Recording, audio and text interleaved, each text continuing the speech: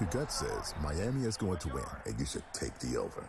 Your gut also said your NFT selfies would only go up in value. They didn't. But your head is on SportsGrid and knows the QB is in concussion protocol. The backup has a 45 QBR against the zone coverage. The New York D has the most sacks in the league. So yeah, trust your head. It's smarter to be on SportsGrid. You watch playoff games. The playoffs are all that matter. The league's got an issue. They just don't want to admit it. They brag about how huge they are, how global they are, ratings are through the roof, profits are through the roof. I mean, between the NBA and NHL lying about their ratings and the money they make, I'm sick and tired of it. Pharrell, Coast to Coast, only on SportsGrid.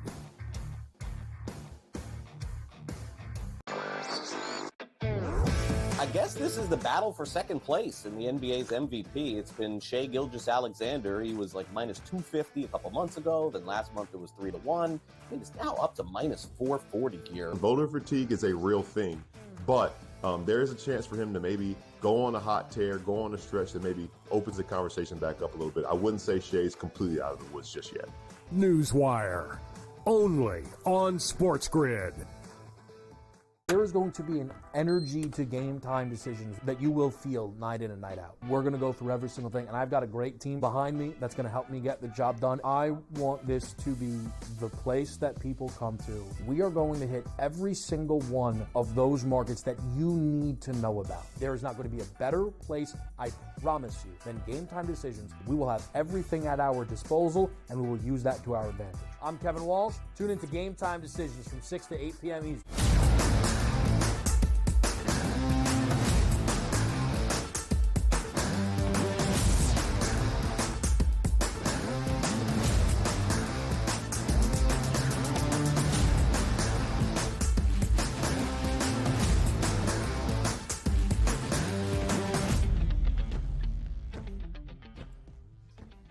We welcome you to hour number 2, bright and early on this Monday morning to start off a new week, live right here on the early line. He is Donnie Rightside. I am Ben Stevens. We thank you for joining us on this Monday morning all across the SportsGrid network. In this second hour, some NFL headlines. It is Combine Week in Indianapolis. The workouts start later this week. The interviews and the press conferences and the measurements, that starts bright and early in Indianapolis. Plenty to discuss in terms of the future of the National Football League. Who will be there? Who will be participating? Who will be working out? And maybe who won't be as well, and what the odds say as we enter the scouting combine in Indy. Some other big NFL headlines as well. And then later on in this second hour, our coach, James Young, JY, joins us here to break down everything around the NBA and college hoops as well. A lot in store in this second hour. Yes, and a lot in store in Indianapolis. Well, not really. I call it the biggest waste of time in professional sports because it comes down to where you have a general manager that is actually going to go here and be like, you know what? I have thousands of plays and hours of tape on this player. Like, didn't like how I ran that 40 there down there. Don't know if I can draft him here. Or a quarterback who says, you know what? I'm going to throw the football. And go, man, this guy was horrendous at throwing the football, throwing all his game tape. Boy, he's throwing to guys on air with nobody covering him. Boy, he looks good. Let me move him up my draft board. The biggest waste of time in sports this week, and we'll watch it, and we'll cover it, and we'll still have some fun with it. But we like it, and it is a ton of fun in my estimation. It is a chance and an opportunity, DRS, during Combine Week to put together the measurables and the workouts to match that up with the tape to start that true draft evaluation process around the NFL. If you strictly use the combine, of course, you are doing a bad job. But can it be a part of the conversation? Certainly so. But always trust what your eyes see on tape. Some big news, though, DRS, over the weekend in terms of Matthew Stafford in Los Angeles. You and I were discussing this late last week. The idea, would Matthew Stafford play somewhere else in 2025? Would he actually not return to the Rams? Because outside of his wife on her podcast and some small speculation from Adam Schefter due to his brother-in-law, Chad Hall, signing as the assistant quarterbacks coach in New York with the Giants, there wasn't actually any reporting that Matthew Stafford was unhappy with the Rams, that he was looking to part ways, anything of the sort. Well, we got this report over the weekend. The Rams have given permission for Matthew Stafford's agent to speak with other teams about his value. This is not a trade request. Instead, the Rams and Stafford can gain a better understanding of his value outside the team, potentially making it easier to get a contract done. That remains the hope, that outside help can assist engaging the market in seeing his value, and that this results in his return to LA.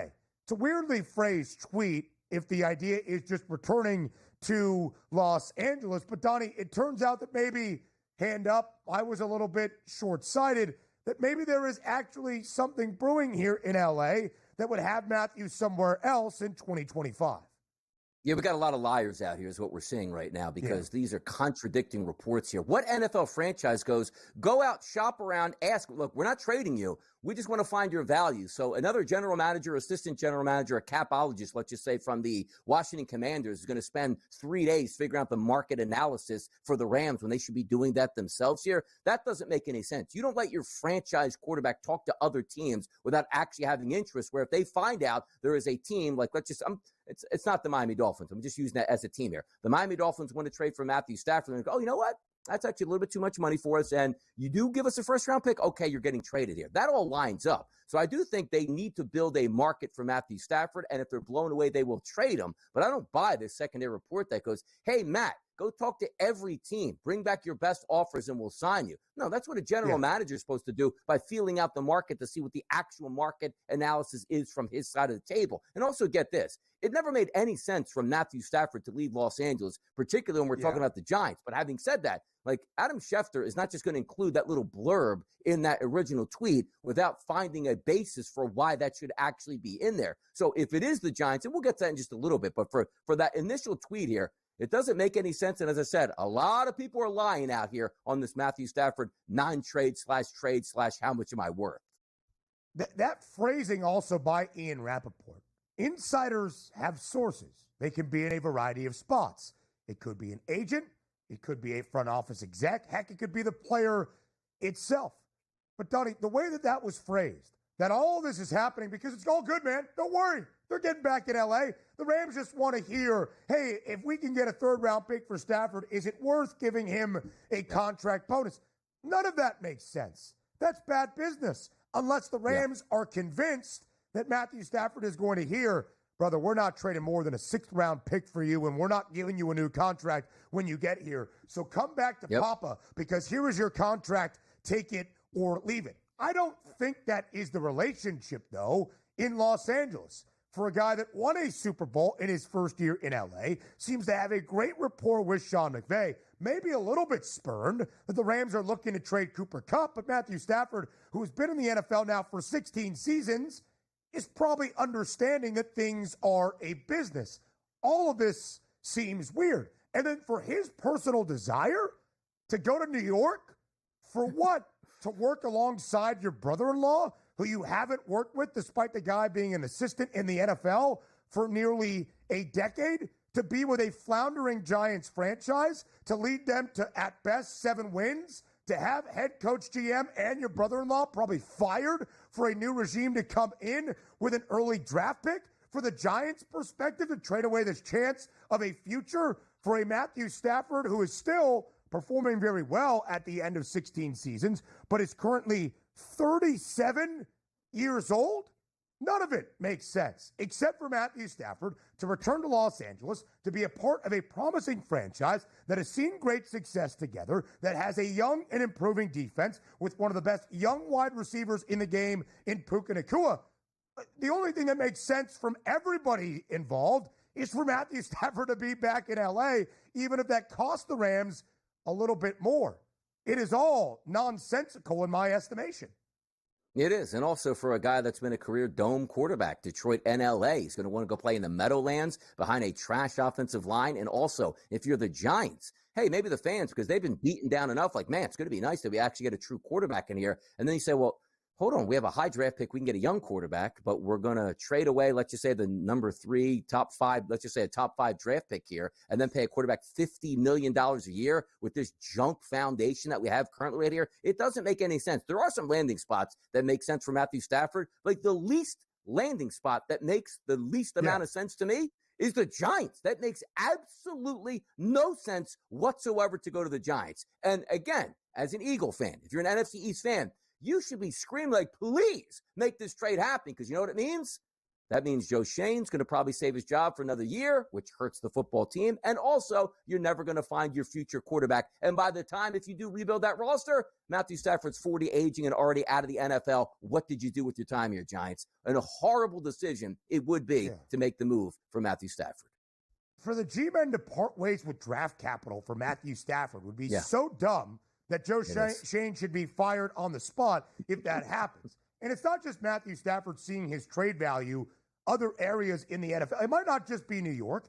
There are many teams, as we have discussed, that need to answer a quarterback question this offseason. The Pittsburgh Steelers, could that be a potential? We're not entirely sure. Why the Rams would do this with a roster that clearly is in win-now mode and only improving year over year with a young core makes zero sense. Unless Stafford is just so pissed about Cooper Kupp being dealt that he wants to be traded. I don't consider Matthew Stafford that nearsighted in how he does his NFL career. 16 seasons in the National Football League, 12 in Detroit, 4 in LA, that have featured 3 playoff bursts when he has been fully healthy, and a Lombardi trophy. All of it is still very strange. It is Combine Week in Indy. We break it down next.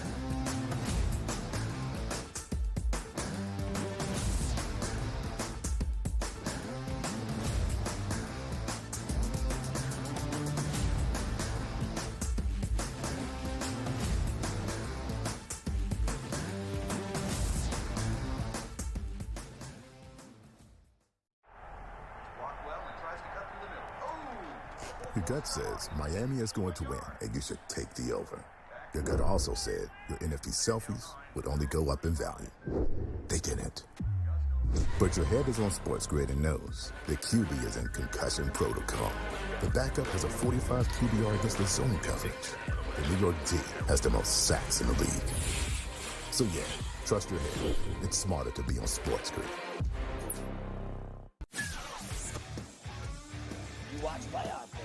The playoffs are all that matter. The league's got an issue. They just don't want to admit it. They brag about how huge they are, how global they are, ratings are through the roof, profits are through the roof. I mean, between the NBA and NHL lying about their ratings and the money they make, I'm sick and tired of it. Pharrell, Coast to Coast, only on SportsGrid.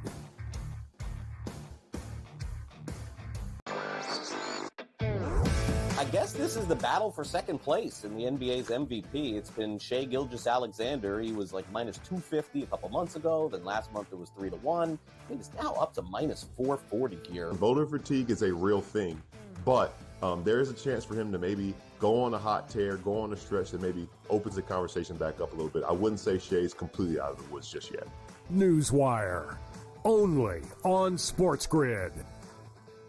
There is going to be an energy to game time decisions that you will feel night in and night out. We're going to go through every single thing, and I've got a great team behind me that's going to help me get the job done. I want this to be the place that people come to. We are going to hit every single one of those markets that you need to know about. There is not going to be a better place, I promise you, than Game Time Decisions. We will have everything at our disposal, and we will use that to our advantage. I'm Kevin Walsh. Tune into Game Time Decisions from 6 to 8 p.m. Eastern on SportsGrid.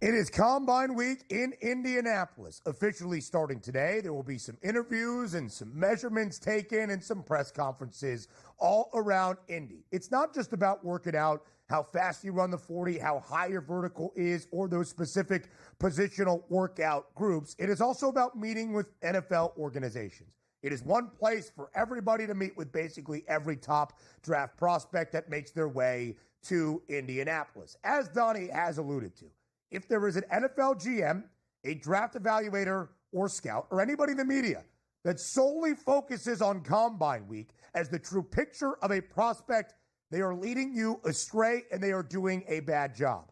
It is some of the intangibles that come with the athletic displays we will see at the Combine, but mainly matched up with the tape of what we have seen throughout the collegiate careers of these prospects. Always know that.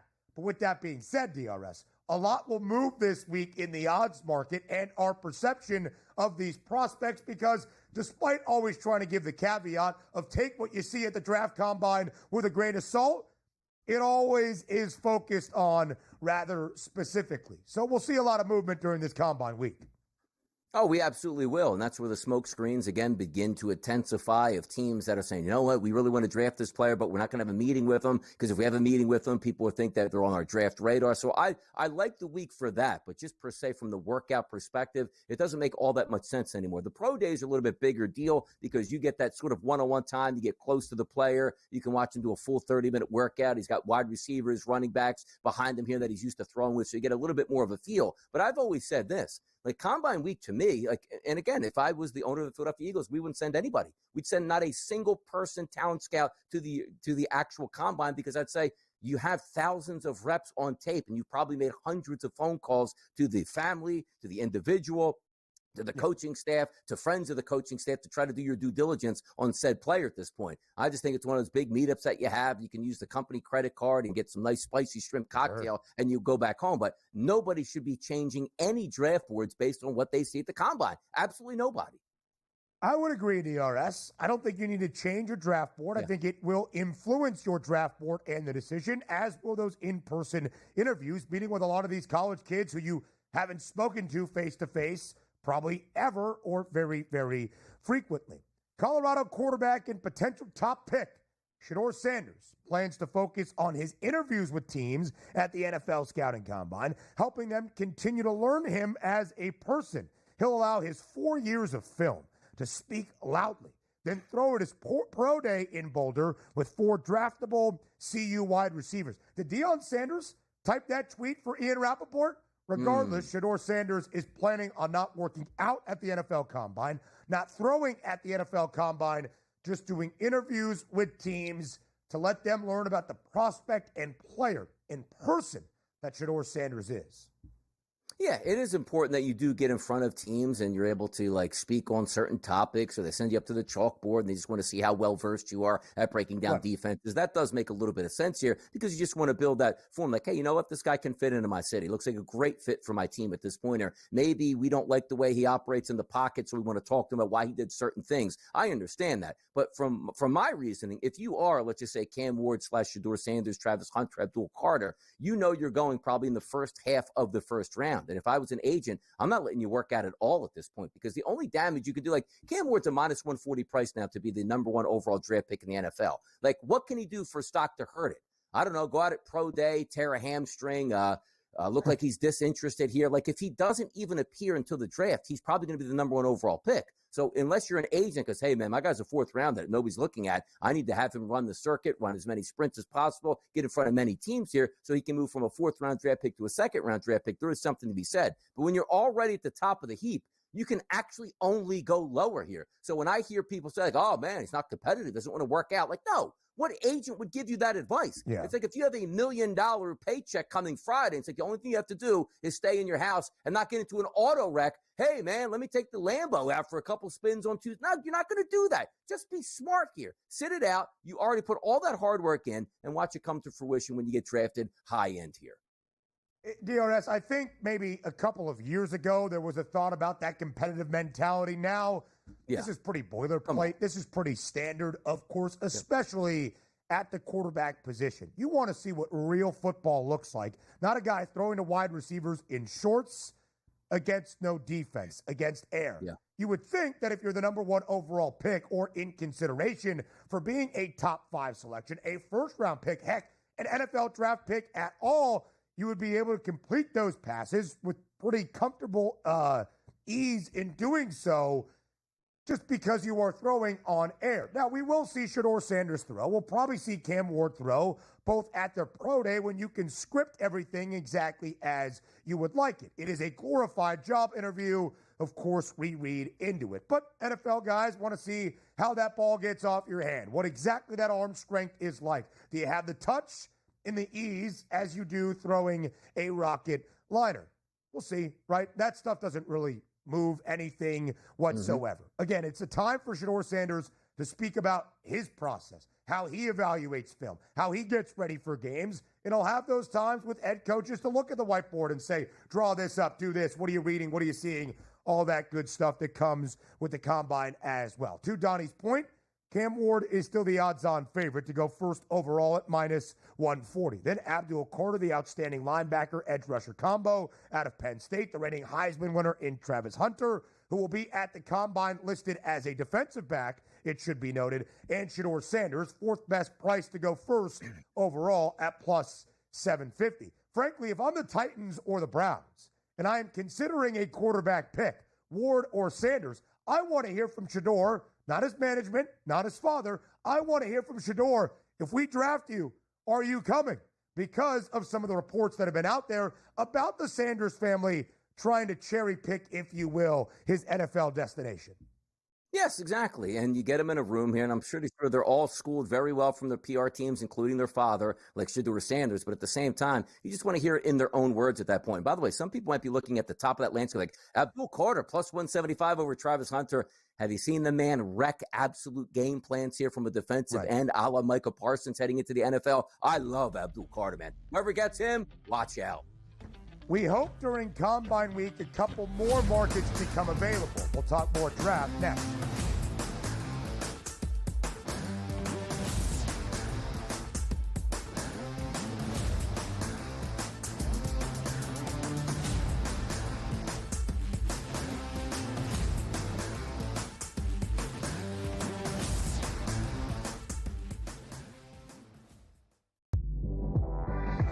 I talked about AZ Fudd a lot, folks, and said when she got back from that knee injury, remember, it's the second ACL tear she's had in her career, that she was going to be a difference maker. UConn is +330.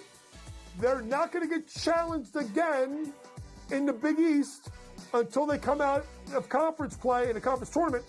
I still like them at +330 to win a national championship. Betting above the rim, only on SportsGrid.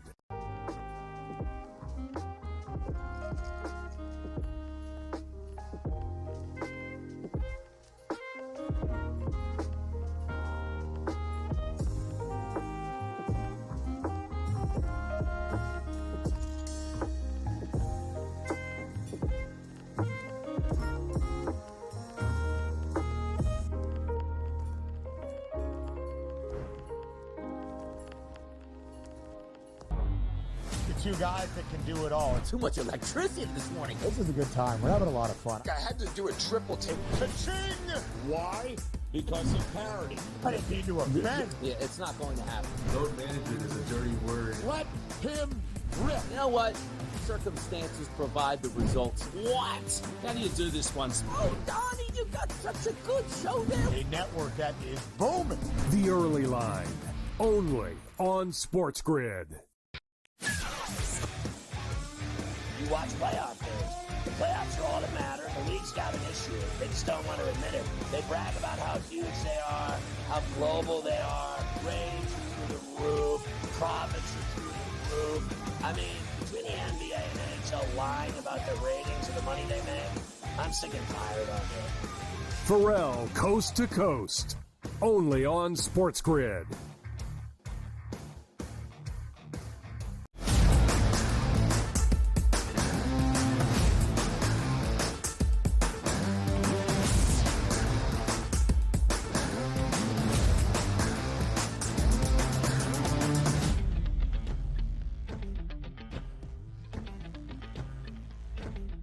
It is Combine Week in the National Football League, the very early beginning of the draft process in the NFL. Here is the top 10 of the draft order as we enter Combine Week. Is this going to change?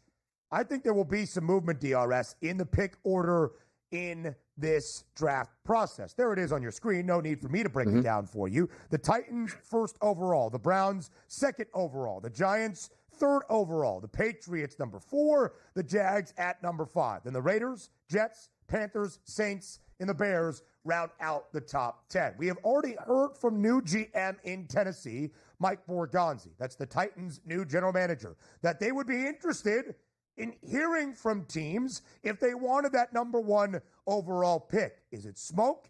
Is it a lie? Is Tennessee set on either Cam Ward or Shedeur Sanders at the top? All of that will be discussed, DRS, in the next few weeks and months until late April in the NFL draft. Absolutely, and that's the way it's supposed to be. But also understand this. There were a couple teams there in that top 5 that did themselves no favors over the final couple weeks of the season by winning meaningless football games, because that's about character and that's what you got to do. You take a look at the Patriots here. It's a shame because the Patriots had lost out like they were supposed to, had their quarterback, and then had, let's just say, the number 1 overall pick and could trade back 1 or 2 spots and grab a guy like Abdul Carter, but pick up an additional first-round draft pick on top of that. Sure. Yeah, they messed up. But they already have their quarterback what they think, so 4th isn't too bad. The team that you look at, too, is the Giants at 3-14. The Giants are in desperate need of a future franchise quarterback. And we're projecting, Ben, there's 2 quarterbacks in this draft. So if you are in the 3rd spot, you can get one of them if you trade up and give up draft capital, but they didn't do themselves any favor. The question is going to be here for the Titans. The reason why you stink and you're this high in the draft 9 times out of 10 is you have a quarterback that stinks and you need one for the future. So for the Titans, to me, I don't think you can actually end and be like, hey, you know what? We like Cam Ward, but he's not the greatest quarterback. Let's trade back. Because what are you actually doing with your franchise? You're going to go out and get Sam Darnold and try to rebuild that way? Like, no. Like, I think Cam Ward is going to be a good NFL quarterback. And it's up to you with an offensive coach as your head coach to hone those skills. Because you're nothing without a future franchise quarterback. And we play it out so many times in our mind. Like, it's, hey, you can get Matthew Stafford. Sure, he's going to be 37 years old and cost you $50 million a year. Or you can draft Cam Ward. He's at the top of the heap, and he counts like $5 million against your salary cap in the next 3 to 4 years. You build around him. If he's a quarterback you think he could be, you can hit a home run and win a Super Bowl or make deep playoff runs on that low rookie schedule. So for me, I look at the Titans and the Browns and go, I don't know how you can trade out when you need a quarterback of the future. You got to take him at that point, which then the Giants, the Patriots, the Jaguars, the Raiders, the Jets, if they're trying to move up, it's going to get expensive. It's all part of that conversation, DRS. Are the Titans and the Browns sold on either of these 2 top quarterback prospects? Miami's Cam Ward, Colorado's Shedeur Sanders. There will be others in consideration for an early round draft pick, whether that's a first-round pick, a top 15 pick, a top 10 pick, or maybe even day number 2. We know there will be a quarterback throughout this process that is highlighted and looked at rather fondly. Could it be Ole Miss's Jackson Dart, Syracuse's Kyle McCord, Alabama's Jalen Milroe, so on and so forth? But it really does seem to be a 2-quarterback class, at least, I would say bare minimum, in the top 10. Maybe a 3rd quarterback somewhere in the first round. And you would think then that is tailor-made for 2 franchises that are in desperate need of a quarterback, Tennessee and Cleveland. Yeah, the Browns still have to pay Deshaun Watson. He's not the answer, might not even play in 2025. Tennessee has no answer right now on the roster at the quarterback position, especially with Brian Callahan entering his 2nd year as the head coach. He's an offensive mind. Do you want to give him the tools even to maybe present himself as an NFL head coach? Is Mike Borgonzi like, listen, guy, I would have never hired you if I was the GM. So we're moving back. We're getting Abdul Carter, and we're going to go 2-15 and fire you at the end of this year. I love the idea, Donnie, that I've heard from some Giants fans. Really shouldn't have beaten the Colts, but we did. So we'll just pass the buck down the road, and we'll tank for Arch Manning. Like it's a guarantee that the Giants end up with the number 1 overall pick if they stink this season. They stunk this past year, and they're drafting 3rd overall.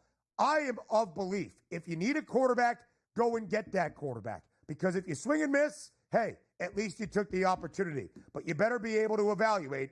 And right now, it would seem to me, the Titans and the Browns should go quarterback and quarterback 1-2. Yes, and if you do swing and miss on your quarterback, what's that mean? You stink again that season, and you can make a decision. Don't you remember the Arizona Cardinals? Hey, man, Rosen looks like our future. Now we think he stinks. Oh, look at this. We're going to draft another quarterback in Kyler Murray who would be better. That's how it's done here. Until you have a quarterback, you don't have a football team. It's simple. Sam Darnold, huge swing and miss in New York, might be back with the Jets this offseason. NBA talk next.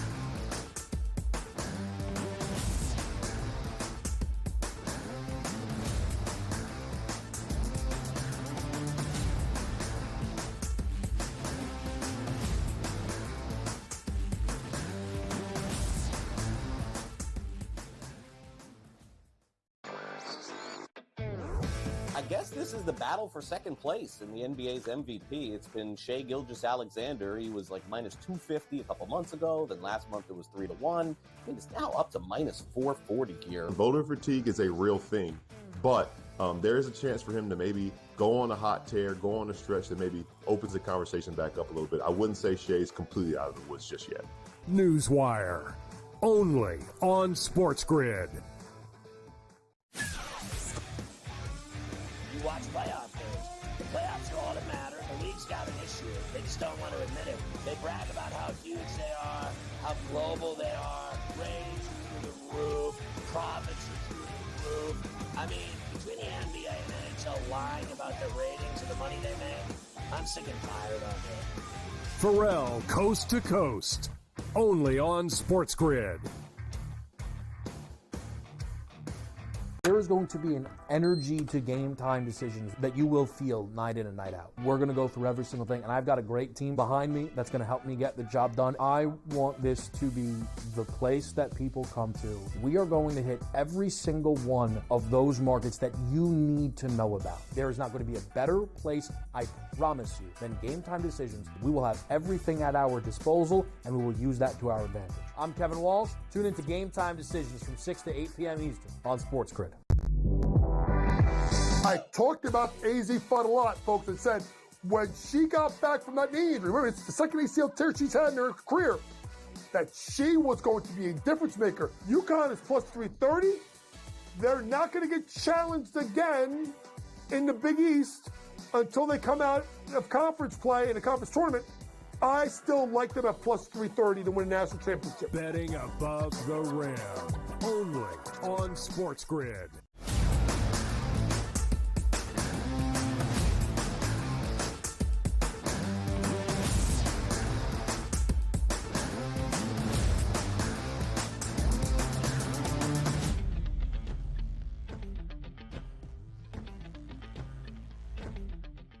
We welcome you back to this Monday Live right here on the early line on SportsGrid. All-Star Weekend, a thing of the past. The first weekend after the All-Star break in the NBA was a big one with a big 10-game Sunday slate around the association. So joining us here for the final half hour of this second hour, it's our coach, JY James Young, live right here on this Monday. We start in the association.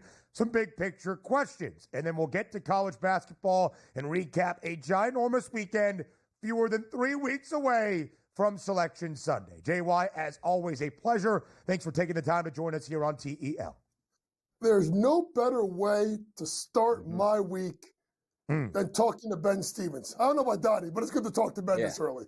Well, JY, it could have been better. You could have woken up on this Monday with a victory Monday. If your New York Knicks could actually beat a team that had a pulse in the NBA, something the Knicks have failed to do this season, including yesterday afternoon inside the home of the reigning champs, that would be TD Garden in Boston, as the Celtics win 118-105. The C's cover as a 7.5-point home favorite. JY, we'll talk big picture in just a moment.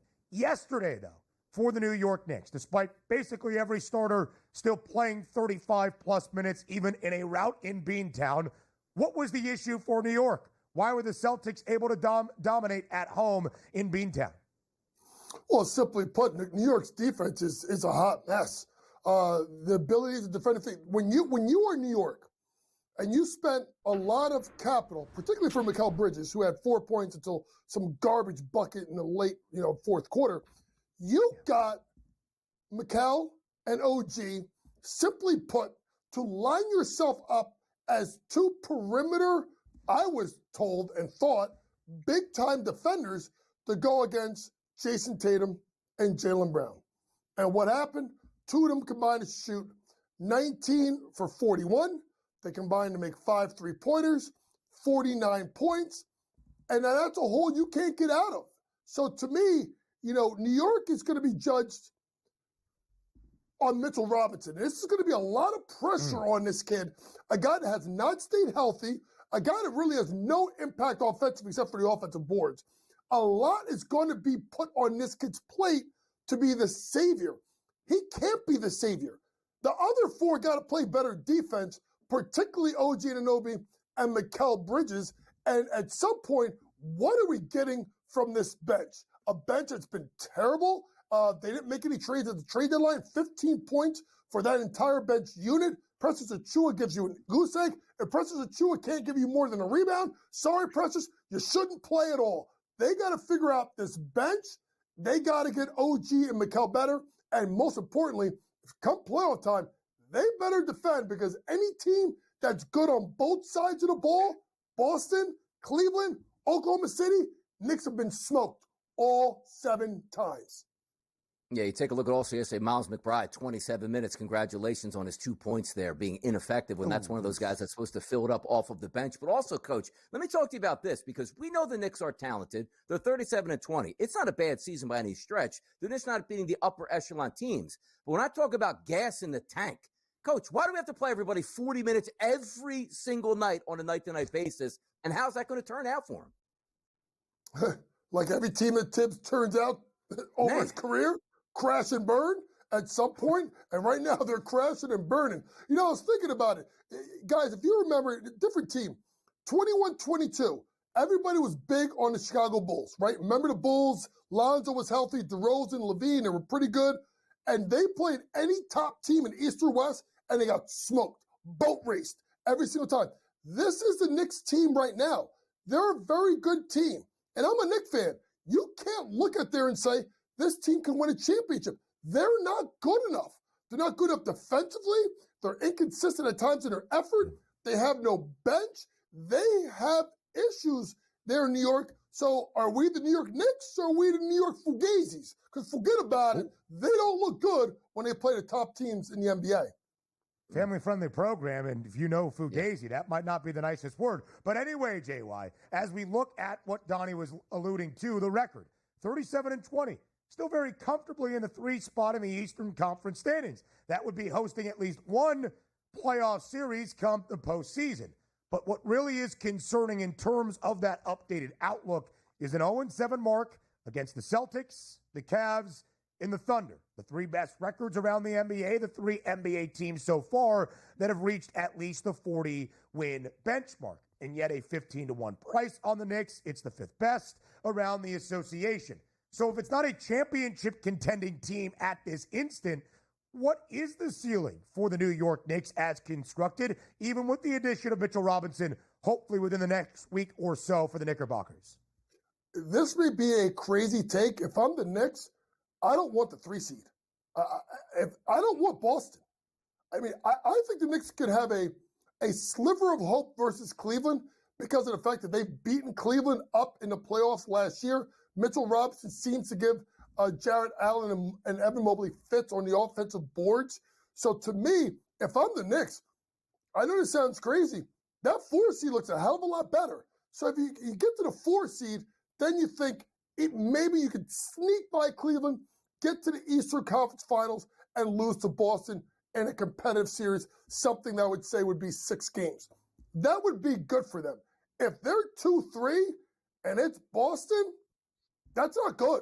That's night-night. Because even though they tried to go get to continue with just OG and Mikal, go and getting Karl-Anthony Towns, another version of Kristaps Porzingis as that stretch 5 to bring you outside, Boston's just a better version of New York.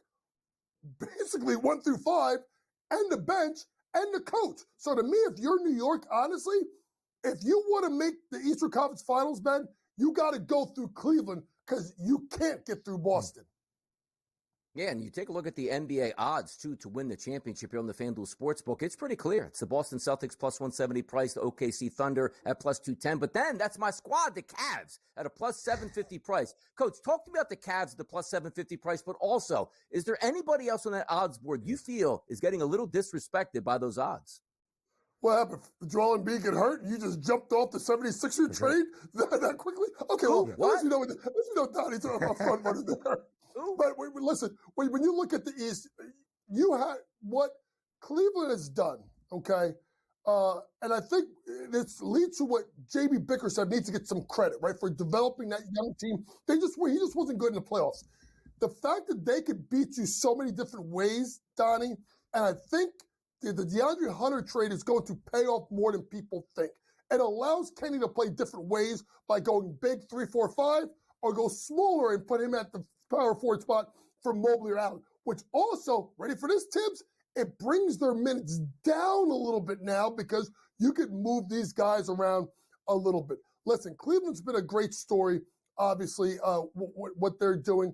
But when you look out west, listen, I got to say this. I had fun Saturday night doing the show with Kevin Walsh. But it is not fun doing a Laker game when the Lakers play well. You want to talk about 2.5 hours of pain. Pain. Fraud. Yeah, you want to talk about a front runner. Maybe we should talk about I don't want to do it to the kid up. But you know what I mean. Lakers will be interesting. I won't do it. Lakers will be interesting play. But, guys, I know they lost Saturday. I like Houston as a little surprise team, but everything's going to be based off of matchup, guys. Who plays who in the playoffs will dictate who can go far.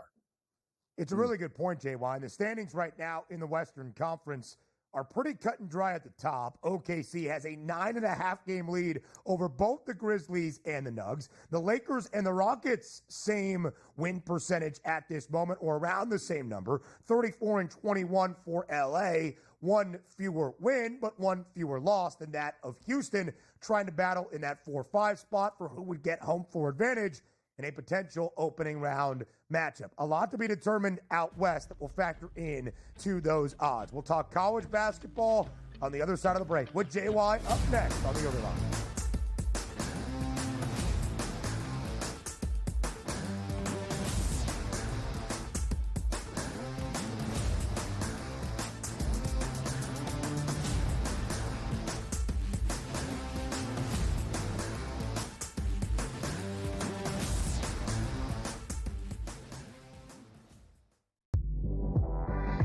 I talked about AZ Fun a lot, folks, and said when she got back from that knee injury, remember, it's the second ACL tear she's had in her career, that she was going to be a difference maker. UConn is plus 330. They're not going to get challenged again in the Big East until they come out of conference play in the conference tournament. I still like them at plus 330 to win a national championship. Betting above the rim. Only on SportsGrid.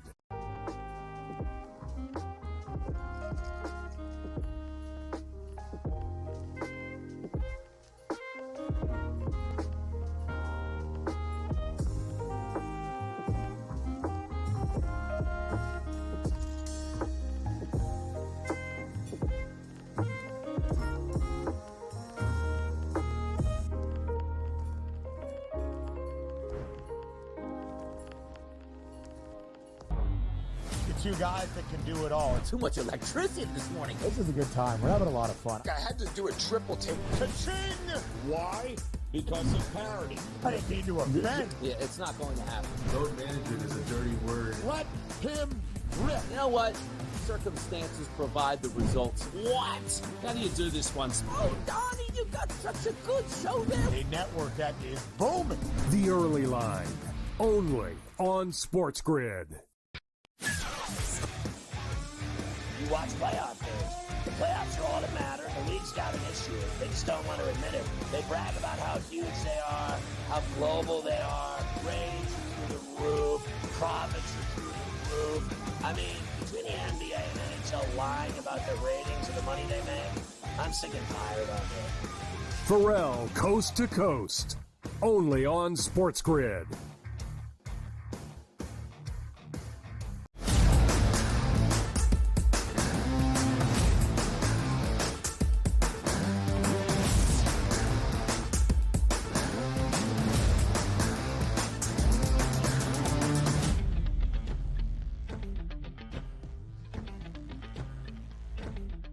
What a weekend of college basketball it was at Madison Square Garden, the world's most famous arena for a reason, as JY is back with us for a second consecutive segment on a Sunday afternoon, a garden party where St. John's was making a statement that the best in the Big East now resides in Queens. An 89-75 victory, JY, for the Johnnies over the two-time reigning college basketball champions in UConn. 89-75, again, that victory for the Red Storm, covering as a 3.5-point favorite inside Madison Square Garden. On a Sunday, JY, what statement did St. John's make with that dominant and impressive victory over UConn? Well, it's good for one team, basketball team that plays in Madison Square Garden, to show up Sunday afternoon. Ben, what you saw is everything that you wanted to see out of St. John's. Number one, people aren't giving Devion Smith enough credit. With that 12.8 assist performance, really being able to create shot opportunities for other guys. What does that allow? That allows Kadari Richmond to become that Swiss Army knife, a guy that can play on the ball, play off the ball, the best $1.5 million that St. John's has spent in a long, long time. But, Ben, it's more than that. It's the fact that you can have five guys in double figures, even when R.G. Lewis is coming back not playing well, shooting 4 for 18. Ejiofor is an absolute load, down load to deal with. But the key thing, Ben, and the main number is 42.1. That's what St. John's shot from three. They were red hot in the first half, scoring, I do believe, 50 points. St. John's and Rick Pitino's talked about at length that their guys, particularly Wilcher and Smith, have struggled from the three-point line. Now, obviously, Wilcher did not hit from three, but if St. John's can shoot the ball well from three, the way they're constituted with the shot creativity, with their defense, with the number of guys that can beat you, if they can make enough threes, Ben, their defense should be enough to, based off the matchups, it should be interesting at MSG for the Big East tournament because it was loud at the Garden yesterday afternoon. Yeah, I mean, they've had a good long stretch. They only lost to Villanova by 2 points, which was on the road. But I think you bring up some pretty good points, Coach, because we pulled a clip from Rick Pitino earlier in the show where he said, you know what? We got to change our tendencies getting late in the season here and also heading into conference tournament play and also March Madness because teams are watching 20 to 25 games. Okay, we can do this, we can do that. Because if you're looking at three-point shot made, 30% as a team, which is 336 in the country, but also more importantly, volume of three-point shots. They're 340th in the country at that. Do you think that they can find some gold here from the three-point line moving forward as one of those adjustments Rick Pitino was talking about? They could be. You know, Aaron Scott's starting to be a guy that's starting to shoot the ball a little bit more from three as well. They have to make threes, right? They have to make threes because they are so dynamic on the glass and they're so dynamic off the bounce that as you get into these lanes, especially with guys like Smith and Richmond, guys that can create, you got to have guys that can step up and knock down threes. It's simply put, folks, and I'm going to say this, St. John's' run in March in the tournament is going to be exclusively based off of matchups. I'm saying this right now, besides Auburn and Duke, name a team right now that's playing better basketball, arguably, than St. John's. And if they can get the bracket right, if they can get it right and get to Providence, first two rounds, Newark as maybe a 2 or 3 seed in regards to the Sweet 16 Elite 8, because you figure Auburn's going to be South or South Midwest. They're sending those two teams those ways. It's the West and the East. If St. John's can stay away from those two teams and stay in the Northeast with that crowd that's going to follow him and back him, and I don't care that Spike Lee is a front runner. He was there yesterday, and everybody else will show up because that's what we do in New York. When you win, you show up. St. John's with the right draw can honestly make a Final Four run. It will be very matchup dependent for the Johnnies, the second most efficient defense in the country. If the offense performs as it did yesterday, very few teams play better basketball than the Red Storm. That is what Rick Pitino has meant to reinvigorate this program. You saw the odds there. That 25-1 price, 8th best around the country to cut down the nets exactly 6 weeks from tonight in San Antonio as a national champ. A team, of course, JY, that knows very well what that means. The two-time reigning champions in the Connecticut Huskies. Going for the three-peat this year, hasn't been all smooth sailing. Now 18-9, the overall record for UConn. Still going to be in the big dance, still can get hot at the right time in the month of March, and they have been overwhelmingly dominant in their last two trips throughout the tournament. What is the biggest difference that you see, JY, with this year's UConn team as compared to the previous two that won a national championship? Talent. Talent. Very fair. I mean, if you listen, a good friend of mine always said it. Throw the coaching out the window. You got players, you got a chance. You don't have the players, you have less of a chance. So when you look at them, you know, McNeely's been up and down. He's been better. I really thought Caravan, Diarra, Johnson would have taken big jumps. They've been kind of up and down. They don't have the senior leadership. They also don't have some guy named Don McClingan or Adonis Sanogo manning the pivot, which is a huge, huge reason for their success. I still can't write off Dan Hurley's team because if you really peel back, yes, they have 9 losses, right? You take away that wild game at Seton Hall and you take away that run that when he lost 3 straight in Maui, they don't have bad losses. At Villanova is not terrible. Losing to Creighton is not terrible. Losing at Xavier is not terrible. They don't have bad losses. So if they get it right and Dan will muster up, they'll make a run. The issue is, and Dan's talked about it, he has to change his ways because they're so young and so inexperienced. He just can't ride them like usual because they don't have the maturity to deal with that.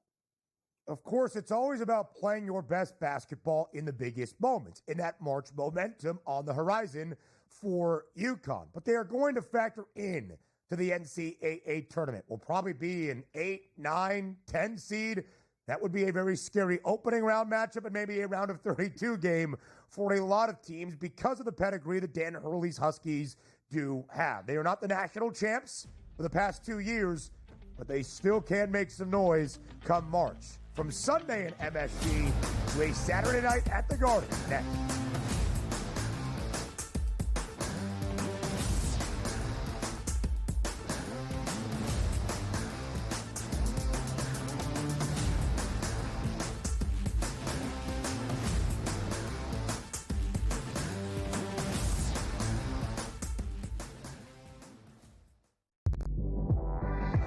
I talked about AZ Fun a lot, folks, and said when she got back from that knee injury, remember, it's the second ACL tear she's had in her career, that she was going to be a difference maker. UConn is plus 330.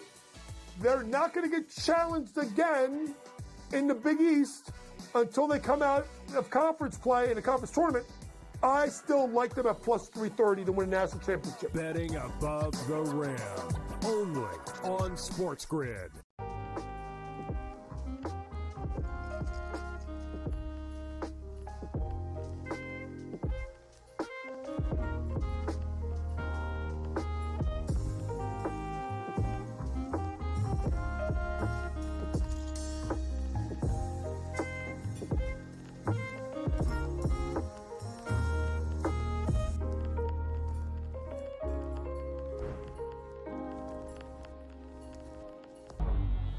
Two guys that can do it all. Too much electricity this morning. This is a good time. We're having a lot of fun. I had to do a triple take. Ka-ching!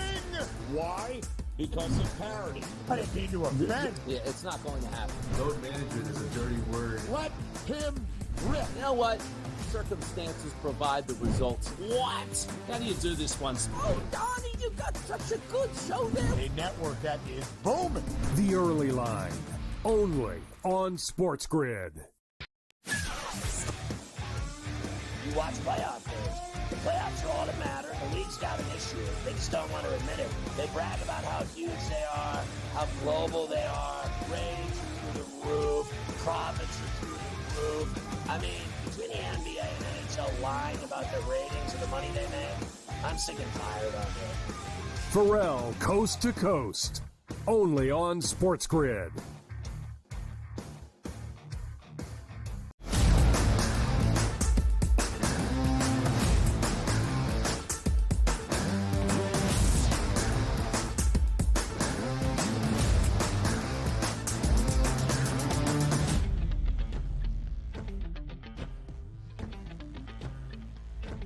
As we have said, a big weekend of college basketball inside the world's most famous arena. Sunday, it was St. John's, the Big East game of the year with a huge victory. On Saturday night, a rare non-conference matchup at this stage of the season between the Big Ten's Illinois Fighting Illini and from the ACC, the number 3 team in the country in Duke.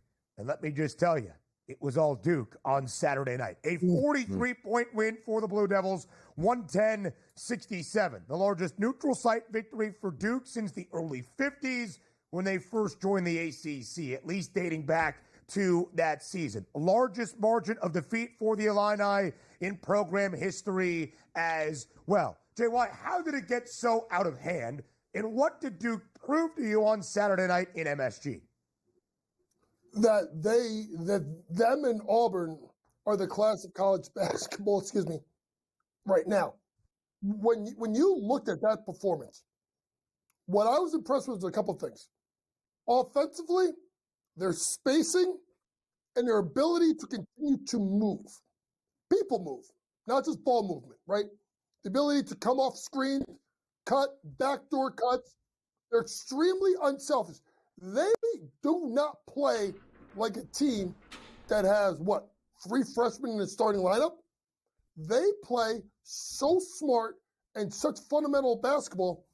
And when you look at a team that young, that has, ready folks, 28 assists to 40 field goals, and only have 6 turnovers. I only think they had 2 in the first half. They beat Illinois down like no one's business. And what you saw from them is an ability to get to the rim. And if they didn't get to the rim and finish, they have 2 monster centers that could just scoop up every offensive rebound. I think at one point, Ben, in the first half, Duke had 14 missed shots and 10 offensive rebounds, which is an absurd number. When you're over 35, 40%, that's nuts. They were at 70.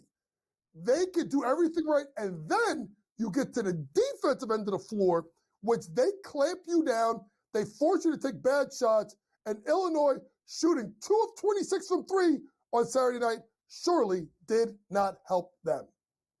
Certainly not. And you take a look here at the FanDuel Sportsbook at some of the odds here to cut down the Nets. Auburn at a plus 340 price. Right behind them, Duke currently now at a plus 370 price. Are those two to you, Coach, the clear-cut favorites? And also, who is getting your attention here for some of the rest of the teams here looking to win the championship?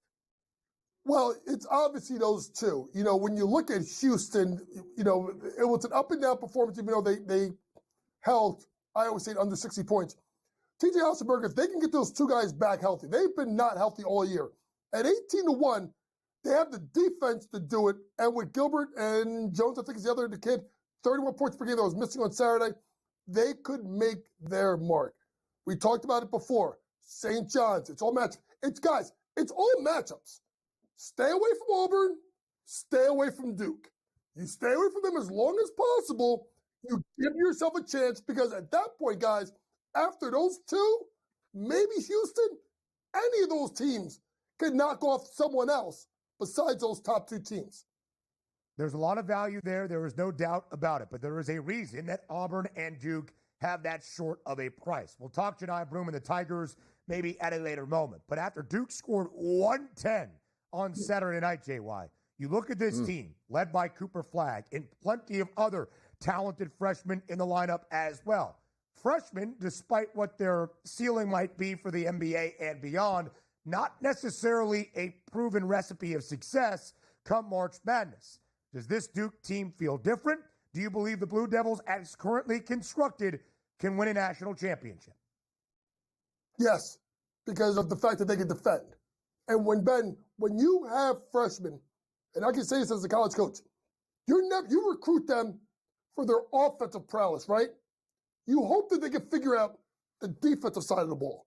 And all 3 of those kids can defend. And when you have arguably the number 1 draft, not arguably, the number 1 draft pick is your best defender, it makes it really easy for all those other kids to fall in line. And that is what's most impressive about Cooper Flagg is his passing and his defense. Yeah, no doubt about it. And a lot of veteran presence around them as well. Tyrese Proctor has been there for a while. Mason Gillis was a part of a Purdue team that made a run to a national championship. Malik Brown has been consistent dealing with some injuries at this moment. But Duke does have the stuff. There is no doubt about it. JY, we appreciate the time as always. Hour number 3 up next.